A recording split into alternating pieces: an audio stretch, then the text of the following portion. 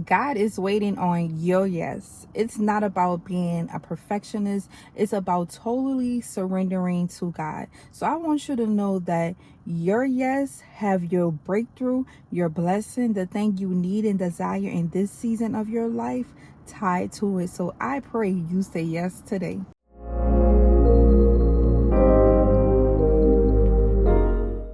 Foundational scripture on that. Isaiah 6:8 states, "Then I heard the voice of the Lord saying, Whom shall I send? And who will go forth for us? And I said, Here I am, send me."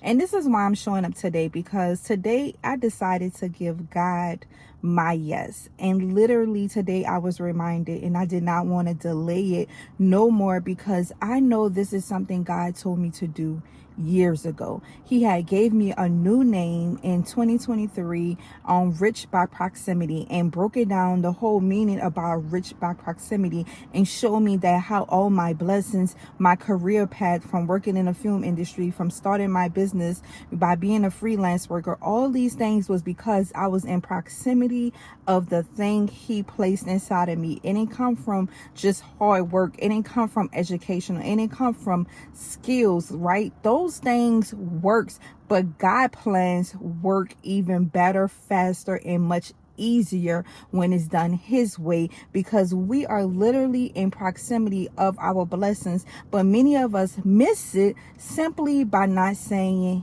yes. And I did not want to delay it no longer, because I was making up every excuse. I need an office, I need the microphone, I need the equipment, but I'm gonna start with what I have and just pray and ask God to multiply it, and I know he will. And I challenge you to do the same thing.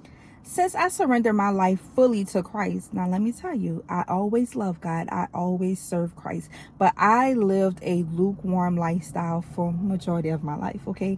But since I gave my life 100% to Christ, I have so many questions, and I can't seem to find all the answers, or maybe it's not 100% Christian-like or Christ-like per se when I do see certain things. So you got to pull and take what you can, right?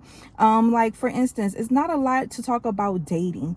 Those who fully gave their life to Christ. So many people talk about becoming a Christian maybe after they get married. But what about before marriage? What does dating look like? Do you travel together? Do you go on dates? Do you visit each other's homes?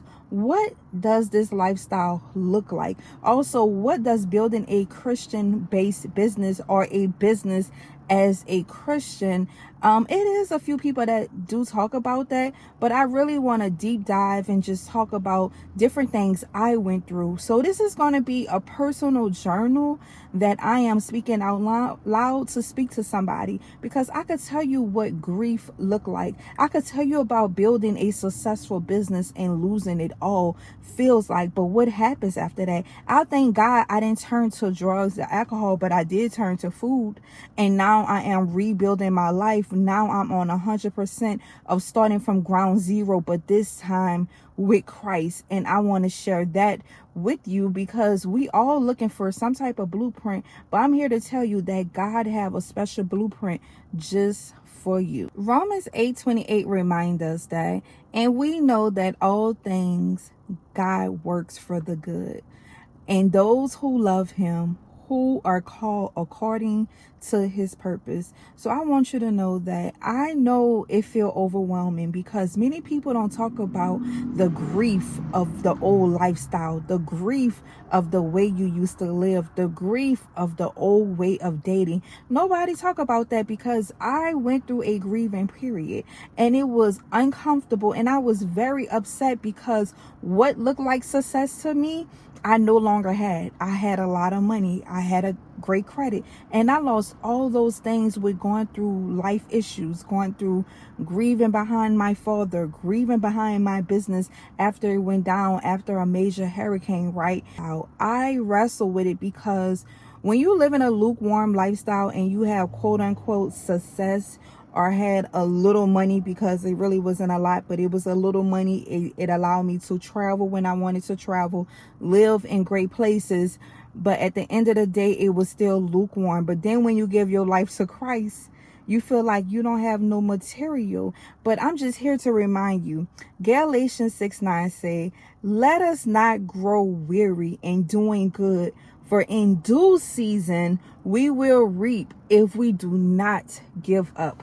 Let me tell you, do not give up, because we don't talk about this enough. People say pray, people say keep going, but let me tell you, the process don't always feel good, okay?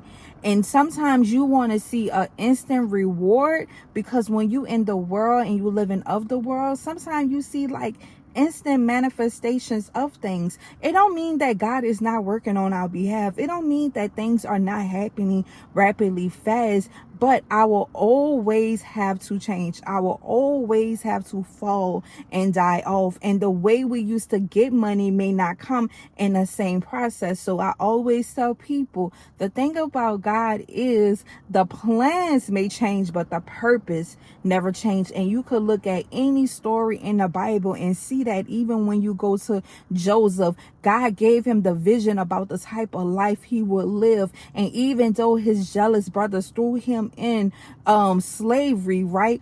The plan changed, but the purpose never changed. He still became and was the man God called him to be. So no matter what you're going through in life, the plans may change, but that don't mean that God's hand is on you. That don't mean the other way is better, because I know it could be very tempting to go back. I know it could be very tempting to make those old phone calls, because things could come in quickly. But I challenge you to trust God in this season. And this is why this channel is so important, because I don't want us to go backwards. I want us to go forward with Christ and know that greater is ahead. I don't care what it's looking like. I know it's going to get better.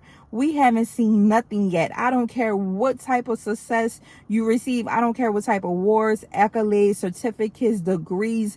None of that matter compared to the life we will have with Christ. And that's spiritually and physically, okay? So I'm just so grateful to welcome you to the Rich community. We already have a blog going. I'm on different social media platforms, and I wanted this to be an introduction of who we are and why we are here. We are building a rich community for Christ and living our best life. Because let me tell you, living for Christ don't have to be boring.